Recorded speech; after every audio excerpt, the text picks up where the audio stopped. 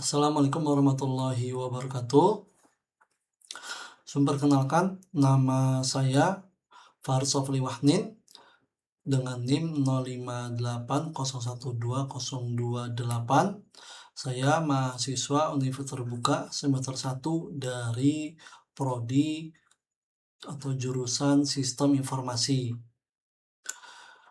Saya malam ini akan menjelaskan atau membuat video dari mata kuliah basis data dengan kode MS1M MSIM 4206 ya, yaitu di sini tugasnya ada contoh kasus, yaitu membuat IRD atau Identity Relationship Diagram dari kasus sebuah rumah sakit memiliki banyak dokter, di mana setiap dokternya mempunyai banyak pasien yang harus ditangani.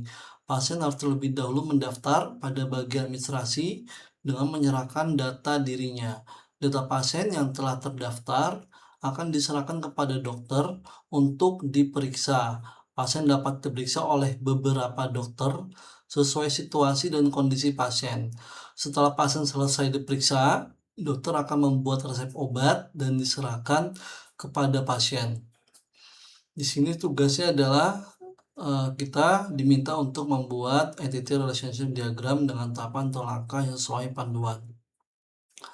Oke, di sini saya akan menunjukkan IRD yang saya sudah buat ya.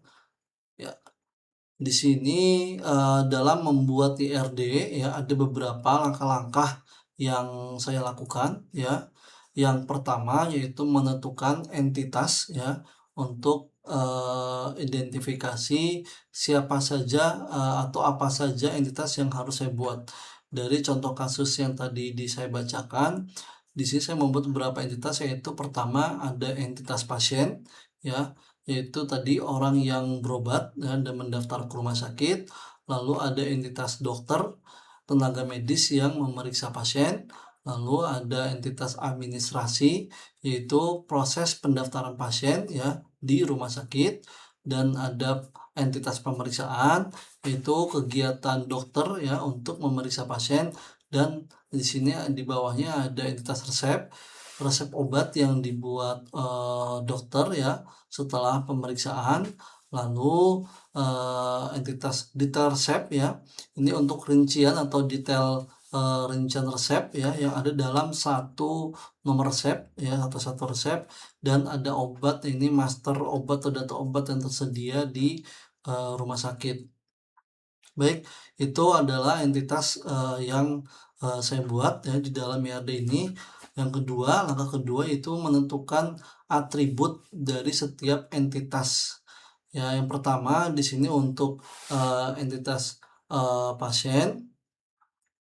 Di sini memiliki atribut yang pertama itu ID pasien dengan tipe data integer ya. Di sini dia sebagai primary key ya.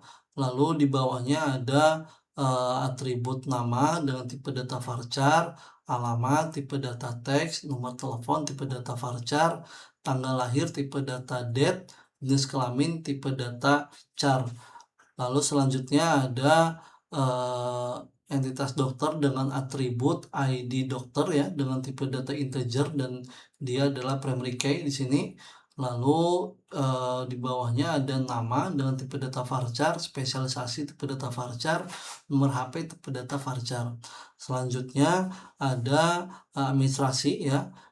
Administrasi atribut pertamanya itu ID pendaftaran ya dengan tipe data integer, dia sebagai primary key. Lalu di sini juga ada ID pasien ya yang dia fungsi sebagai foreign key, penyambung dari entitas pasien ya dengan tipe data integer sama dengan yang ada di entitas pasien. Lalu ada tanggal daftar tipe data date, lalu status tipe data varchar. Selanjutnya ada entitas pemeriksaan dengan atribut ID pemeriksaan tipe data integer, dia sebagai primary key. Lalu di sini ada dua foreign key ya, yang satu dari ID pasien ya, ambil dari pasien, yang kedua dari ID dokter ya, dengan tipe data keduanya itu integer. Tanggal periksa tipe data date, keluhan tipe data teks, diagnosis tipe data teks ya. Lalu selanjutnya ada entitas resep ya, dengan atribut ID resep tipe data integer. Di sini dia sebagai primary key, lalu foreign key-nya dia ngambil dari ID pemeriksaan dengan tipe data integer, lalu ada tanggal resep dengan tipe data date. Selanjutnya di sini ada detail resep ya.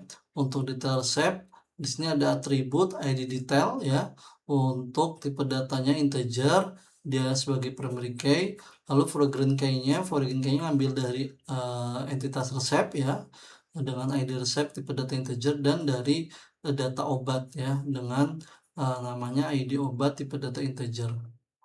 Terakhir ada di entitas obat atributnya itu ada ID obat dengan tipe data integer, dia sebagai primary key, lalu nama obat tipe data varchar, satuan tipe data varchar, dan keterangan tipe data teks ya. Itu untuk entitas dan atribut dari setiap elemennya ya. Langkah selanjutnya itu menentukan relasi dan kardinalitas ya. Untuk relasi dan kardinalitas di sini adalah jumlah hubungan yang terjadi antar entitas.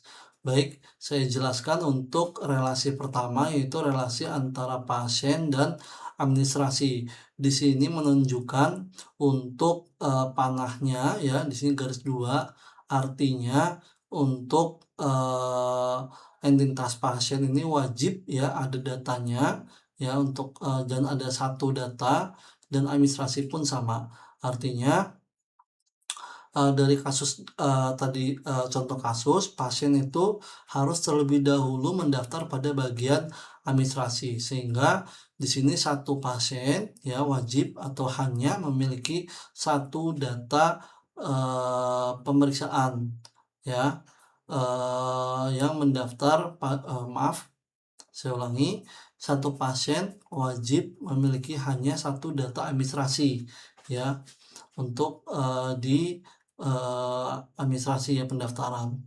Jadi satu pasien memiliki satu data pendaftaran di administrasi. Ini berasal dari kasus tadi, pasien harus terlebih dahulu mendaftar pada bagian administrasi. Kedua yaitu relasi antara pasien dan pemeriksaan.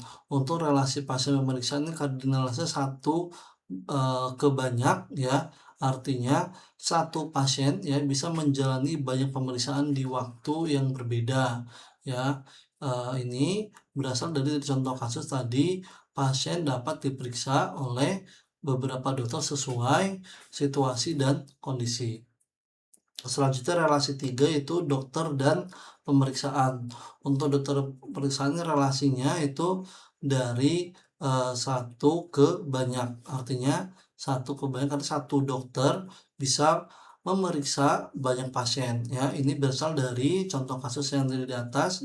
Setiap dokter mempunyai banyak pasien yang harus ditangani. Lalu untuk relasi keempat yaitu pemeriksaan dan resep ya. Untuk pemeriksaan dan resep ini kardinalnya 1 ke 1, artinya satu resep bisa berisi satu pemeriksaan menghasilkan tepat satu resep ya. Ini berasal dari kasus setelah pasien selesai diperiksa, dokter akan membuat resep obat.